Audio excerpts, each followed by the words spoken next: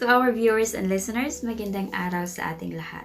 Andito na naman ang inyong lingkod, Ate Jacky, maghahatid ng panibagong kwento ng buhay, kung saan kakapulutan natin ng aral at inspirasyon sa buhay.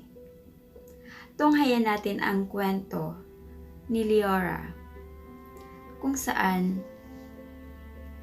marami siyang katanungan kung bakit sa murang edad ay kailangan niyang dalhin ang napakabigat na responsibilidad.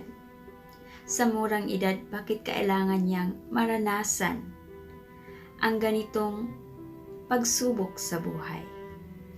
Sabay-sabay nating tunghayan ang kwento ni LEORA, naway maging inspirasyon ito sa bawat isa sa atin.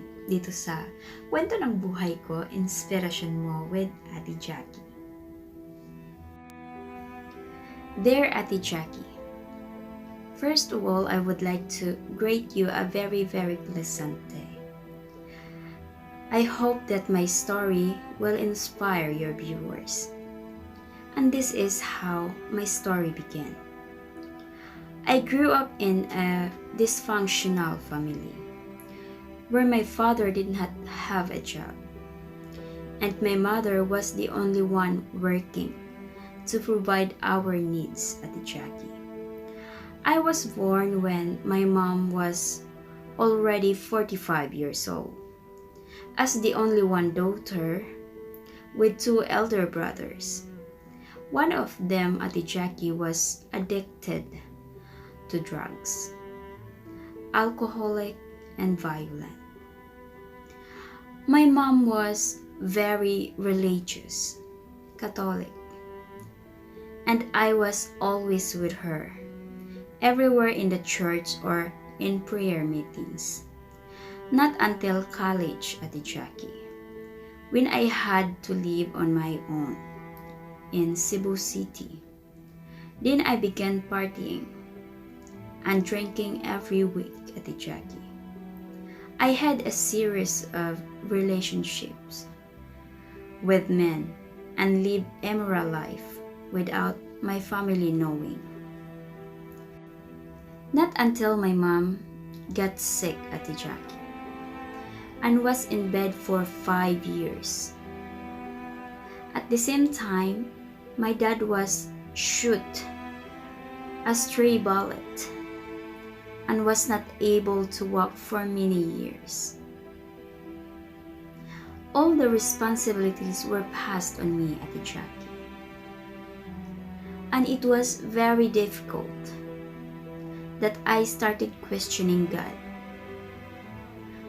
Why can't I be as happy as others who doesn't have to do all this? Then I started seeking for an answer at the Jacky, where I found it from a friend who came to the Philippines for a mission, to share Jesus, to share the Word of God, to share the Gospel. I started to know Christ, but I was not fully committed at the Jacky because I was still with the world, seeking approval for men. With that longing, I met a man whom he called himself a Christian, but was not living it.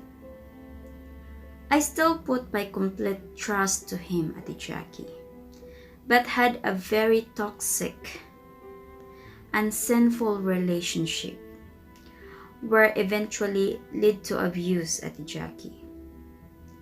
I had hopes that God can change him, so we decided to get engaged, Ate Jacky.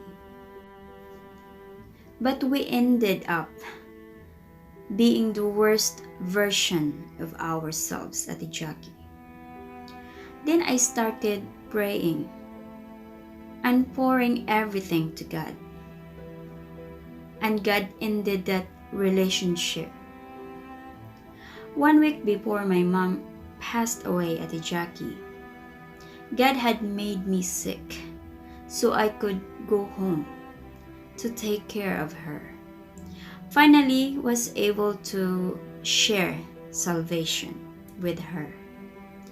Now I have given God the time He deserves. That worldly desires are gone, and He has given me enough responsibilities to share my skills and His glory, Ate Jacky. Now I am able to lead my day group, Ate Jacky, serve unwelcome center, mentor an abused girl, and continue with outreach and feeding activities, Ate Jacky, all through Jesus Christ. If I had not met Christ, Ate Jacky, I would have already given up in life or left my responsibilities, then went for a very abusive marriage. Sincerely yours, LEORA. At yun nga mga kaibigan, ang kwento ng ating kaibigan na si LEORA, kung saan sa dinami-dami ng kanyang pinagdaanan, where her mom got sick and staying in bed for 5 years. At the same time, na-shoot din yung dad niya and can't able to walk for many years. But even the responsibilities is too heavy for her, that as what she say, it end up questioning God. But everything had a purpose, because God said all things work together for good. For all those bad experiences and difficulties that she experienced in the past, it made her of who she is right now. It made her a strong person. It made her a great, beautiful lady. Kaya nga mga kaibigan, kahit gaano pa kahirap ang pagdadaanan natin sa buhay, kung may tiwala, pananampalataya tayo sa ating Poong may kapal, walang imposible. Kaya wag na wag tayong makalimot sa ating mahal na Ama. Kung ano man ang pinagdadaanan mo ngayon, wag na wag mong kakalimutan na may bukas pa. May pag-asa. Sana ay nakapulutan natin ng aral ang kwento ni LEORA, na ang pamilya sa huli ang magtutulungan.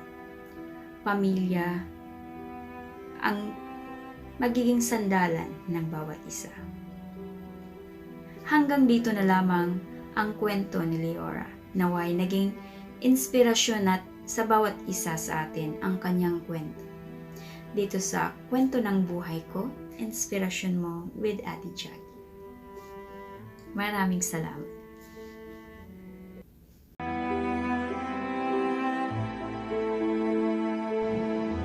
Kung nais ninyong ibahagi ang inyong mga kwento upang kakapulutan ng aral, at magsilbing inspirasyon sa ating kapwa.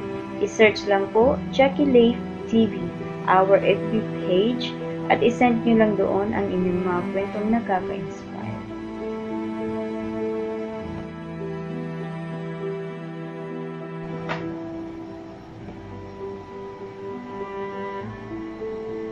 At atin pong babasahin isa-isa. Nagpapasalamat po kami sa inyong walang sawang suporta. Huwag po kalimutang i-like ang ating page at i-subscribe ang ating channel. At ito ang inyong lingkod, Ate Jacky.